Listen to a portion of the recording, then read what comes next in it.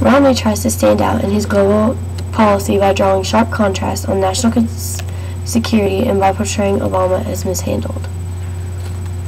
Romney said hope is not a strategy for dealing with the Islamist government. He does not think Obama has been projecting American strength overseas. But Romney has yet to give details on his plan for the foreign policy. Romney is also calling for a strong U.S. role in the world affairs. Monday, he promised he would restore traditional foreign policy. He addressed the Virginia Military Institute, saying Obama is failing to provide global leadership needed and expected by the rest of the world. Currently, the polls are tied, and Romney wants the U.S. to join allies with Syria. After the first debate, Obama was tied with Romney, although Obama still leads over Romney with a 49% lead over 46%. The Gallup polls showed that Obama held a 50% lead over 45%. From September 30th to October 2nd, 3 days after the first debate, they were tied at 47%. From October 4th to 6th, 72% of the pollers said Romney did a better job than Obama. Jordan Vandersloot is going to be a father. Jordan was the murderer of Stephanie Flores in Peru and was arrested 2 times but never charged. He also murdered Natalie Holloway in Aruba in 2005 and is currently serving 28 years.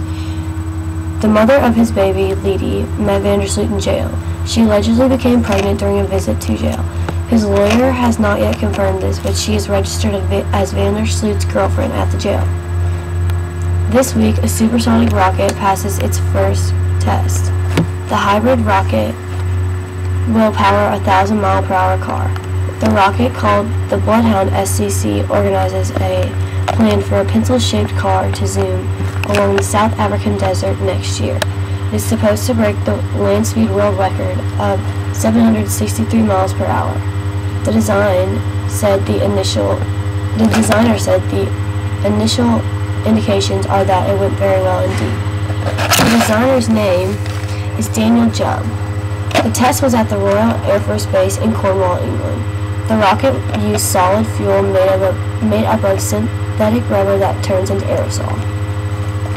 A skydiver aims for a supersonic jump from space. Felix Baumgartner wants to do a world record-breaking fall from the edge of space on Tuesday. He will be wearing a spacesuit, a helmet, and a parachute. He plans on jumping 120,000 feet and wants to be the first person to break the sound barrier with just a helmet. He is expected to free fall faster than 690 miles per hour. He says he is not nuts and has been working on this fall since 2010. He will be sponsored by Red Bull. Jerry Sandusky, former Penn State coach, pleads innocence ahead of his sentencing. He was convicted for sexually abusing 10 boys over a 15-year period and may be facing up to life in prison. He pleaded in his case on an audio statement which aired Monday, saying he was falsely accused. Some of the victims will address the judge. He's also argued that his team was denied time to prepare and accused the judge of going to trial too fast with this case. Sandusky said, "In my heart, I know I did not do these alleged disgusting acts." A Texas mother awaits her sentence for gluing her toddler to a wall and beating it. Elizabeth Escalona, 23 years old, is a mother of 5 children. She glued her 2-year-old daughter to a wall and beat her over potty training. The toddler was 2 months shy of her 3rd birthday when her mother did this, in 2011. Prosecutors shared pictures of the 2-year-old's hands, bruised body, and forehead. She was glued to the wall. She glued her hands to the wall, and the mom was pregnant at the time.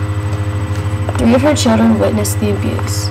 Escalona's mother said she found the toddler and rushed her to the hospital. Escalona pleaded guilty on July 12th for first-degree injury to a child. Prosecutors want her in jail for 45 years. Her children are currently in custody of their grandma. Sandusky will be serving the next 10 days in jail before going to prison. He was given a sentence of no less than 30 years and no more than 60 years. He is currently 68 years old. The Webster star Alex Karras died at 77 years old. Alex was a defensive lineman turned actor. He died on Wednesday surrounded by his family in Los Angeles at his home. He battled with kidney disease, heart disease, dementia, and stomach cancer before passing. He was from Gary, Indiana, and was All-American at the University of Iowa. He went on to being a professional football player for the Detroit Lions. He went first round in the 1958 draft. He played until 1971. His family said he always dreamed of being an actor, and he starred in many movie roles. The U.S. military was sent to Jordan to help with the crisis in Syria.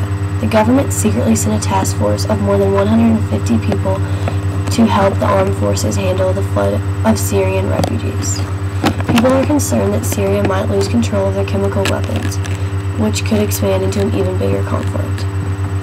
The military forces are led by a senior officer at the military base in Jordan. It is estimated that 180,000 refugees have crossed the border and are taking resources from Syria. The Obama administration has declined getting involved with Syria conflict beyond providing communication equipment and other non-lethal assistance. Locally, the Greeks joined forces to cheer for a cause. The first balloon competition was put on by Kappa Delta and Beta Theta Pi. The cheerleading competition raised money for the Nest Center for Women, Children, and Families, as well as the Violence Intervention and Prevention Center. The participating sororities were paired with a fraternity and made up a routine, and then performed it. A security official for the U.S. Embassy in Yemen was killed. A member of the team investigating on the attack of the U.S. Embassy was killed Thursday. He was off duty and was on his way to work when he was shot. Al-Qaeda in the Arabian Peninsula has been blamed for many of the attacks in Yemen.